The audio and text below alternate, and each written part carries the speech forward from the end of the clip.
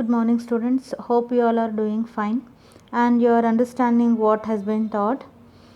And today's class we will be continuing the practical programs. Previous session also we had a discussion on few of the programs. We will be continuing the practical program session. And today's class we will be discussing insertion sort, and we will also be discussing object and classes. So let's get started and check out the program for insertion sort. So insertion sort, before discussing insertion sort, let me just introduce you what is sorting. So sorting is arranging the data in ascending or descending order. So to sort the data in ascending or descending order, or we are arranging the data, there are many techniques available. There are bubble sort, insertion sort, selection sort, merge sort. So there are many techniques used to sort the data in ascending or descending order. So out of that we will be discussing insertion sort. For your syllabus, insertion sort is introduced. So just have a look of the example displayed on the screen. On the screen you can see 7 minus 5, 2, 16 and 4. Now we need to sort this array. Let us see how this technique works. In pass 1, see if there are n elements, insertion sort requires n minus 1 passes. That is, if there are 5 elements, insertion sort requires n minus 1, that is 5 minus 1, 4 passes. If there are 10 elements, insertion sort requires 9 passes to sort the element. Let us discuss each pass in detail. Let us see the unsorted array, that is 7 minus 5, 2, 16 and 4. Let us see what happens in pass 1. Pass 1, as you can see, it's been highlighted in red. So you can see here 5 and 7. So in the pass 1, 5 and 7 are compared. That is, first position there is 7, that is 0 index there is 7, and 1 index there is minus 5. So in pass 1, 1 and 0, the element at position 1 and element at position 0 is compared. As 7 is greater than minus 5, in ascending order always smaller element will be in the top. So as 7 is greater than minus 5, then we are exchanging the elements. So that is, you can see here 5 and 7 are exchanged. Similarly, that is end of pass 1. Now we will see pass 2. In pass 2 what happens? 2 element at position 2 and element at position 1 is compared. So 2 and 7 is compared. As 7 is greater than 2, both are exchanged. Next, 2 and minus 5 is compared. As minus 5 is less than 2, so minus 5 and 2 are not exchanged. It remains at its position. Next comes pass 3. In pass 3 we are comparing the element at 3 and element at 2, that is 3, 2. Element at position 3 and element at position 2 is compared. As 16 is not greater than 7 is not greater than 16, so there is no exchange. The elements are left like that. Next, 4 and 16 is compared. As 4 16 is greater than 4. So 4 and 16 are exchanged. Then it is compared with 7. As 7 is greater than 4, they are exchanged. Then it is compared with 2. As 2 is not greater than 4, they are not exchanged. Then 4 is compared with 5. As 5 is smaller than 4, they are not exchanged. Like this system works, this technique works. See here, you can see 1 and 5 are compared, that is 1 and 0 is compared. Then 2, 1, 1, 0 is compared. Then 3, 2, 2, 1, 1, 0 index elements are compared. Then in pass 4, first the element at position 4 and 3 is compared. Then 2 and 1 and 1 and 0 is compared. 4, 3, 3, 2, 2, 1, 1, 0 is compared. In pass 5, element at position 5 and 4 is compared, and 4 and 3 is compared, 3 and 2, 2, 1 and 1, 0 is compared. So like this the comparison done, and if required the elements are exchanged. So you can see here we have a program for sorting the elements in using insertion sort method. So we can see we have a array, we have get data, and then we have a sort, and then we have display.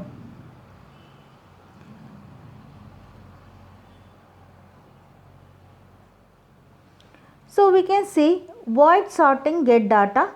It is asking how many elements. As M can store 100 elements, we may not be using all the 100 elements. How many elements you want to use, you can specify. That is represented by N.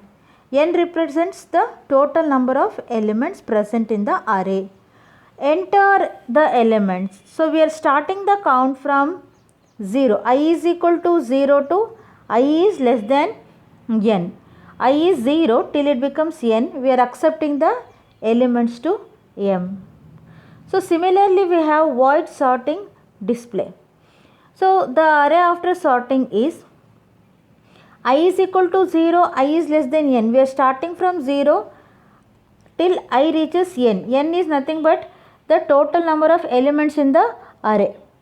And then we are printing one by one the elements are printed. So now we have void sorting sort. So here we have the sorting function for int I is equal to 1. I represents the passes. So we start from pass 1 to I is less than N. Less than N means N minus 1 till N minus 1 we are using. For J is equal to 1. So if I is 1, J will also become 1. So then we are comparing 1 and 0. You can see J is 1, J minus 1 is 0. 1 and 0 is compared. And if required, the elements are exchanged. Then J minus J will become 0. So this loop becomes false and I loop is continued. I plus plus. Now I becomes 2. So now I is equal to 2. Now I is equal to 2. So J is equal to I. So now J will also become 2. Now we are comparing M of J. J is 2 and J minus 1 is 1. So we are comparing 2 and 1. Element at position 2 and 1. If required, they are exchanged. Then J minus. Now J will become 1. Now the comparison is between 1 and 0. So here 1 and 0 is compared. Then again if required it is exchanged. J minus J will become 0, condition becomes false. Again the I loop is continued, I plus plus. So I is equal to now 3 and J is equal to I. So J will also become 3. Now we will be comparing 3 and 3 minus 1 is 2. 3 2 is compared, and then 2 1 is compared, and then 1 0 is compared. If required, they are exchanged, otherwise they are not exchanged. So like this the entire array is sorted. So always the execution starts from main. Sorting, yes, clear screen. So here the screen is cleared before the output is displayed. S.getData. S.getData will accept the array elements. S.sort will arrange the elements in ascending order. Then we have S.display, which will print the sorted elements, and then getCH. So here enter size of the array. That means M can store 100 elements. Out of 100, how many elements do you want? So we have given 5. So 5 comes to N. Then we are calling getData. In getData, first we are accepting N, and then we are accepting the array elements. The array elements given are 50, 30, 40, 20 and 10. So totally 5 elements are given. Now in pass 1, 30 and 50 is compared. As 30 is smaller than 50, they are exchanged. And in next pass, 40 and 50 is compared. As 40 is smaller than 50, they are exchanged. Then 40 and 30 is compared. So as 40 is not smaller than 30, they are not exchanged.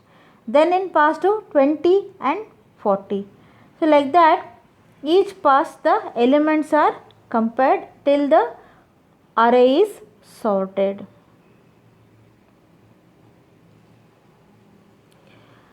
Let us begin with the binary search. So binary search is a searching technique which is very similar to the search conducted in searching for a word in the dictionary. Say in a dictionary you will open, suppose you are searching for imagine a word called design. So you open dictionary, and somewhere you open some page. So imagine you have found a page where the words are starting from G. As design, the word you are searching for is design. As D is less than G, you will search for D in the left part of the dictionary. So you will not search in the right part, as you know that D is smaller than G, so it will always be in the left part. So you will search in the left part of the list. So similarly, imagine if you are searching for a word called narrate. So in narrate, imagine you open a dictionary, you have opened a page with the word starting from I. So as you are searching for the word narrate which starts with N, you are very sure that N is in the right part of the dictionary. So you will start searching for N or narrate in the right part. As you can see on the screen, kindly observe the screen.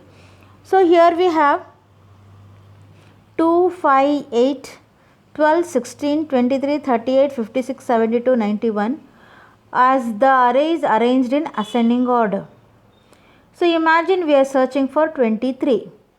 So in binary search, the list is divided into two parts, left part and the right part.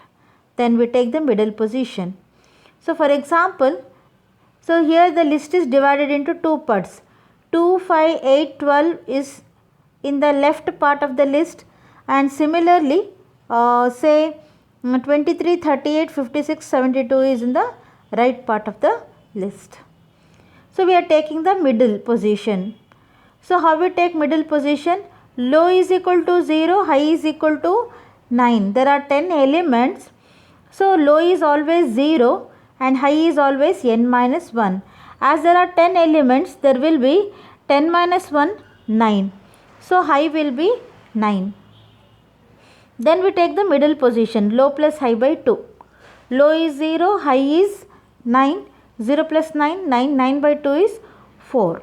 4.5 we take it as 4. Now the middle position is 16, that is 4. The element present at 4 is 16. Now we are comparing the searching element. As we are searching for 23, we are comparing 23 and 16. Is 23 equal to 16? This is false because 23 is not equal to 16. Now we will compare whether 23 is greater than 16. Yes, 23 is greater than 16. So we will search in the right part of the list. You can observe L has been changed to 5 and high has been 9. So mid is equal to low plus high by 2. 5 plus 9. So 5 plus 9 is 14. 14 by 2, that is 7. Now the middle position is 56. Is 56 equal to 23? We are searching for 23. Is 23 equal to 56? False. So as this is false, then we are changing the high. High now becomes 6 because we are searching in the left part. As you can see, the blocked dark green color shows that the elements will not be searched. So now high is 6, low is 5. So low plus high by 2, mid is equal to low plus high by 2.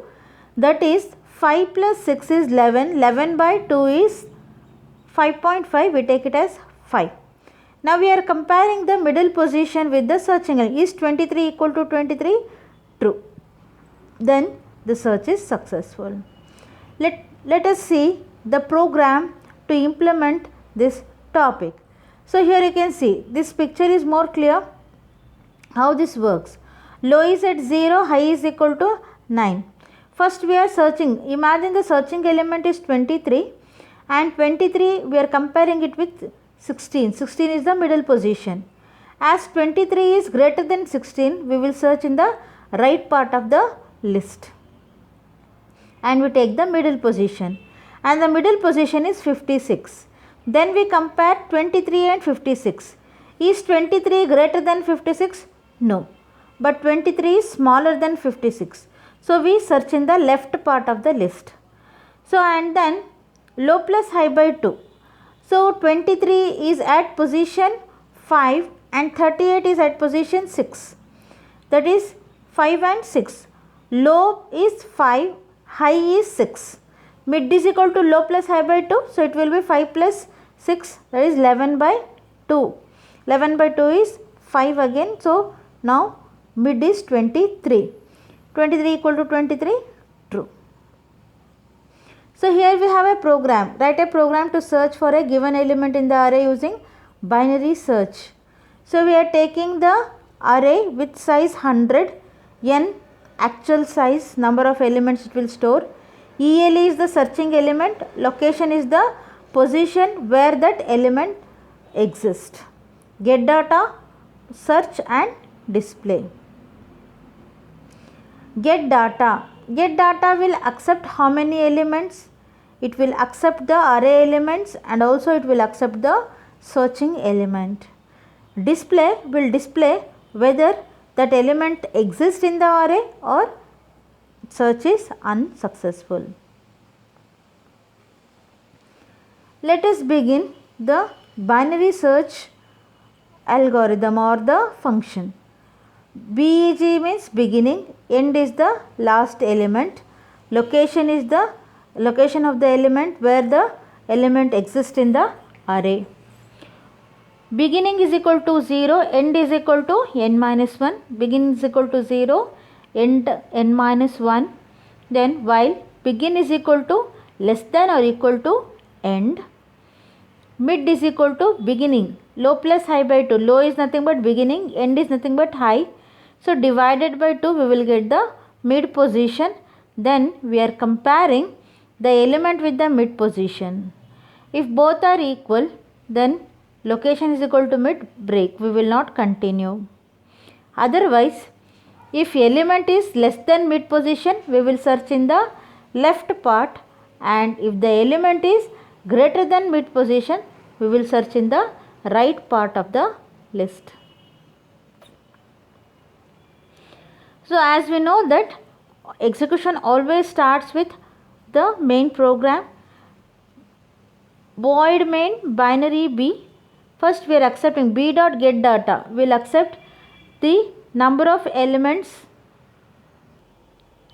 First we are accepting number of elements, and then we are accepting the size of the elements.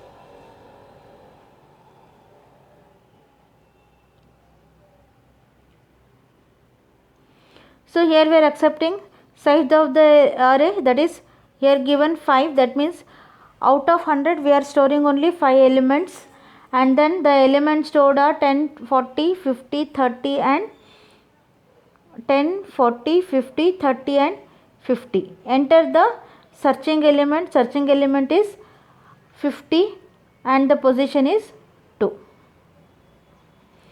Next we are searching how many elements, 5, and the searching element is 60. So 60, as 60 does not exist in the array, search is unsuccessful, message is displayed.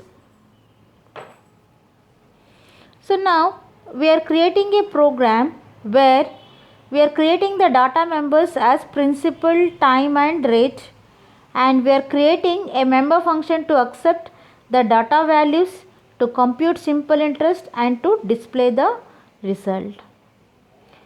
So first we are taking the values such as P, T, R and SI, get data, compute and put data.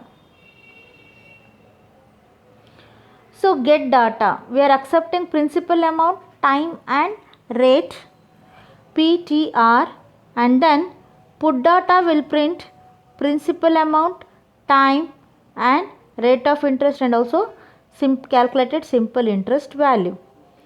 Now we will calculate the simple interest, that is P into T into R by 100, and we are creating interest I. Get data will accept principal amount, time and rate. Compute will calculate the simple interest, and put data will print principal amount, time, okay, and then it will print rate and simple interest. So we can see the sample run of this program. Enter principal amount, time and rate. The principal amount is 5000 and rate of interest is 5.5, time is 5.5 and rate of interest is 8.75. So we are calculating the simple interest and then we are printing the simple interest.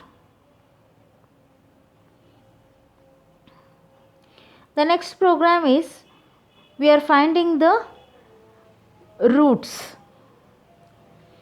So first we are calculating the determinant. So determinant is minus b by 2a.